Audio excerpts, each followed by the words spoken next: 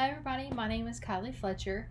Have you ever yourself or known someone that has had to kill an animal to be able to provide for your family? Well, this dwells all down to the hunting culture that I know now so wellly about, that I am here to inform you about.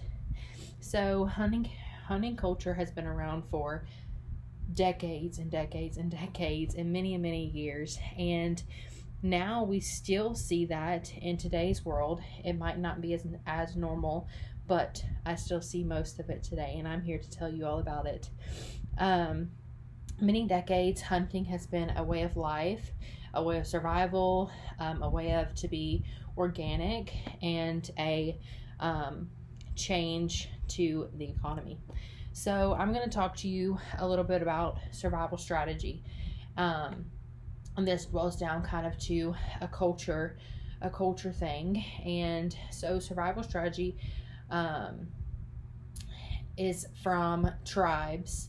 From a long time ago, it all formulates from being in a tribe. There was nothing other than us and animals. You had to decide what was our enemy and what was going to be our meal. And most of the time that was animals. So there was a lot of the times you used spears, bows, arrows. There wasn't guns at the time, so we would have to do everything we had to provide. There was nothing else to eat other than the water that God supplied us and the food that God supplied us, and that just happened to be animals. In today's world, we see a lot of hunting being used or being told that it's a bad thing or it's the killing of an animal.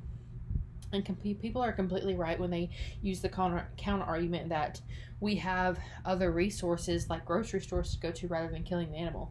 Well, someone has to be that source. Someone has to get that meat from somewhere.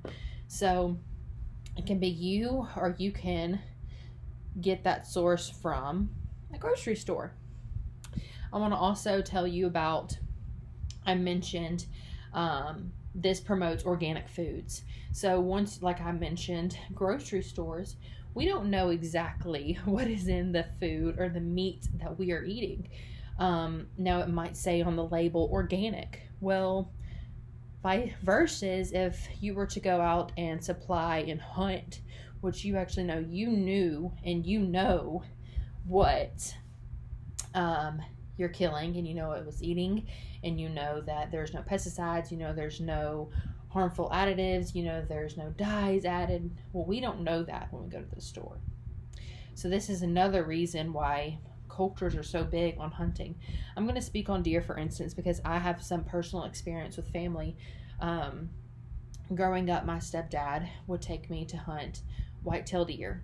And for a little while as a little girl, I saw it as such a cruel thing, like, why are we killing? But it was so beneficial and so smart for our family. Growing up in a family of 5, it was hard financially, so this meat supplied us many meals that we had to just hunt. So I'm going to show you. We do have some little figures.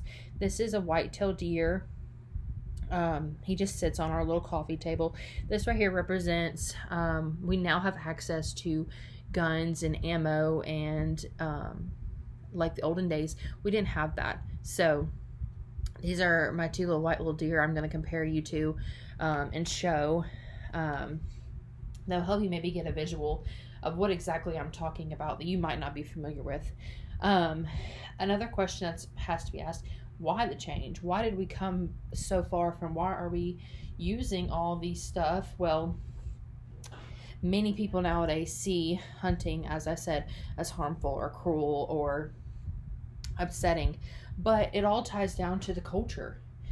Many people, this is their culture, this is their belief, this is what we believe to be successful and provide for us and our families. My resources today, I use my textbook from this class.